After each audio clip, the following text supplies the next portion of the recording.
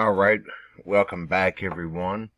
It is now day 9, Wednesday, in our Advent readings through Isaiah. Today we arrive at chapter 25 through 27, and you may have found that this reading is much less melancholy, a bit more delightful than some of the previous readings. It might be said that it's been near agony reading some of these judgment passages. And of course, as much as it's been trying for us, yet for Isaiah, who is writing it, and the people around him who are experiencing this, then it's quite an ordeal. However, in chapter 25 here, we see that there is a breakout of praise. Part of this is because God, while he has judged Judah, Israel, he's demonstrated that he's capable of judging anyone, capable of controlling the affairs of the world, and that there's going to be some future good to come out of all of the agony that has been occurring. I noted in some of the earlier videos, one thing I'll point out today, here verse 4, he is referring to the virtues of God. You are the protector of the poor, protector of the needy in their distress. I was in a conversation with someone in very recent days, someone not from within my immediate pastoral care, but however, we were discussing how there's some that teach that Christians God wants us to be poor, for people to be poor, and that's quite an extreme. However, there's also a lot of teaching out there that God's plan in the gospel was to make people wealthy. And that's a bit of an extreme as well. The gospel lays somewhere in the, I don't want to say the in-between, but in the other. What we do see is that God is on the side of the poor throughout Scripture. The poor who get extorted, who get taken advantage of and abused. And so, while God doesn't want us to be poor, the evidence of Scripture is to be in the other extreme is somewhere that you're not going to have many friends that are close to God either. And so here in verse 6, the Lord of heaven's armies will hold a banquet for all nations on this mountain. The banquet will be plenty of meat and aged wine, tender meat, and the choicest wine. In that environment, the banquet is a matter of celebration. And there wasn't much to celebrate, if anything to celebrate, during the ministry of Isaiah. However, he's directing them to a time where there's going to be a great banquet, great wine, as well as their choice of meat. Because they were an agrarian culture, we might assume that they had a lot of meat.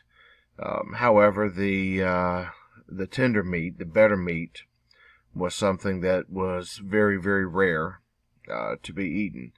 There wasn't heaps of livestock in that part of the world that were farmed out.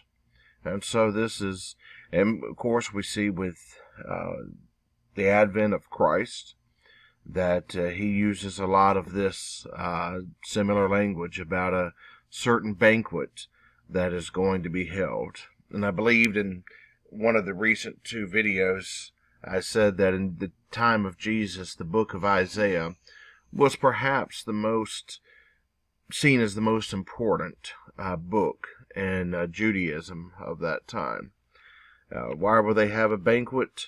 Verse 9, at that time they will say, look, God is here. He has delivered us. Let us celebrate. The Lord's power will make this mountain secure. All right, so then in chapter 26, there's more celebration. Judah will celebrate. They are restored. Their walls are strong. And so while Jerusalem and the surrounding cities had been annihilated and even flattened, yet it will be rebuilt. And the language here is going to suggest even that it's going to be stronger than ever.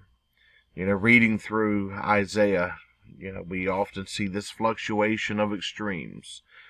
Sometimes it's hard to make out what is happening. And there's going to continue to be a bit more judgment. However, he's really starting to inject this more and more, lest everything become melancholy and depressing, that there's going to be a time when the exiles return home. There's going to be restoration.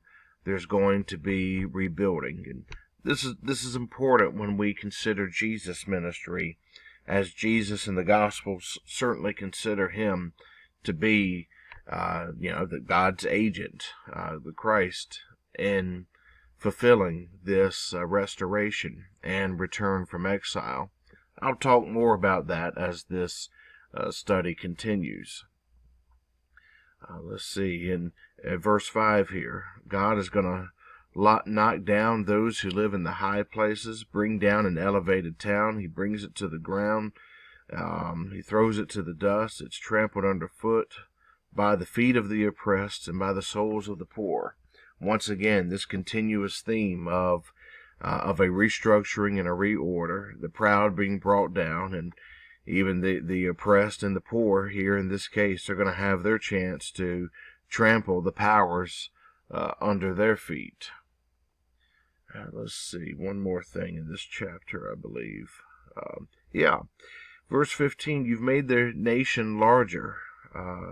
You've extended all the borders. And so here's this optimism that upon their return, in one way, shape, or form, it might not be exactly concrete and literal.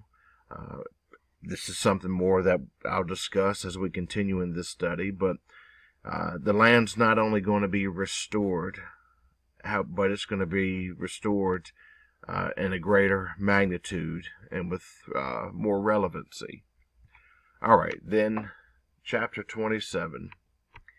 You might recall in the earliest chapters, there was a song about a vineyard that God had planted, and things didn't go well in that vineyard, and that's why Isaiah was having to prophesy. Of course, that vineyard represented the people of God, the covenant bearers here on earth of that God.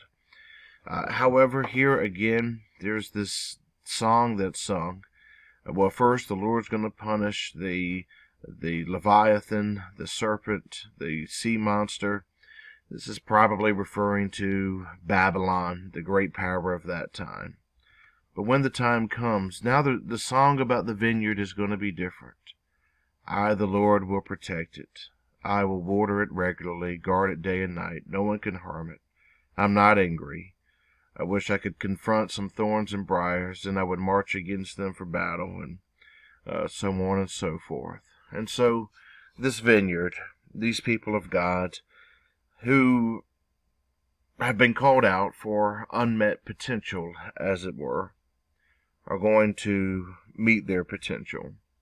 And of course, this is a lot of this by way of our Christian interpretation comes to what the advent of Christ and his arrival to earth and the restoration that he is implementing with the permanent Israel that he is creating. All right, we are 10 minutes in, and so I will stop the video now. Thank you for joining with me on this Wednesday.